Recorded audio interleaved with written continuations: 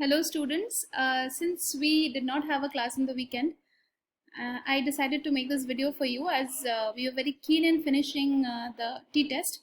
The last sum which was left was based on dependent samples. Remember, I discussed about the formula yesterday in class with you. Now please carefully notice the sum. Medicine was given to 8 patients and their blood pressure was monitored before and after giving that medicine. Right? So we have one set of samples. There are only 8 patients. Remember, there are only 8 patients and they were given a particular treatment. Right? And the blood pressure before the treatment and after the treatment was measured. So with the help of t-test, what we'll find out is, does the drug or medicine have any effect on blood pressure? We all know the drill, what we have to do first. Let's say these numbers are the upper limit of the blood pressure, right? So this is before and this is after. Now the drill is, remember, first you have to prepare your null hypothesis. Here is the formula. Yesterday we discussed about this. Here is the formula. So right now you just initially make the null hypothesis. The drug has no effect on blood pressure. But you can also say the drug has no significant effect on blood pressure, right? As I am discussing the sum with you, please also solve the sum in your copies, and we'll further discuss it in the next class whether you've done it or not right now. Okay, so let's get back. So yes, you have prepared your null hypothesis, which is the first step. We will test this particular thing at 5% level of significance. All right, we know how to see the chart value and everything. We'll frame the sum, write it down. We can write the after results here, as you can see, after treatment, the before results here, because we need to find out the value of D. What is D? D is the change in blood pressure due to the treatment given. So it will be after minus before. That is, the first D would be 116 minus 112, 4. 120 minus 113, that is 7. So on this will go, and finally we can calculate our D bar. You know how D bar will be calculated? You add all the D values and you divide it by 8. That is summation D divided by N. N is the number of samples. So we have calculated D bar, which is 2 in this case. Now further, to solve the sum, remember I told you initially, after looking at the question, please write down the formula you have to apply. Once you write down the formula you have to apply, then you know what to find out. You will not be confused. So in this sum, see, we have to find out the standard deviation and then the t value. And while we find out the standard deviation, what is the formula? It's root over of summation d minus d bar the whole square divided by n minus 1.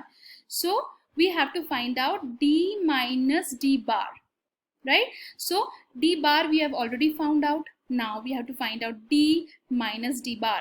So it is, initially for the first step, 4 minus 2, 2, 7 minus 2, 5, minus 1 minus 2, minus 3, 5 minus 2, 3, 7 minus 2, 5. It will go on.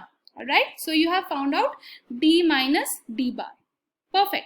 Now for this, to find out the standard deviation, you have to find out d minus d bar the whole square. As we do in all our sums, we need to square each and every value we have found here.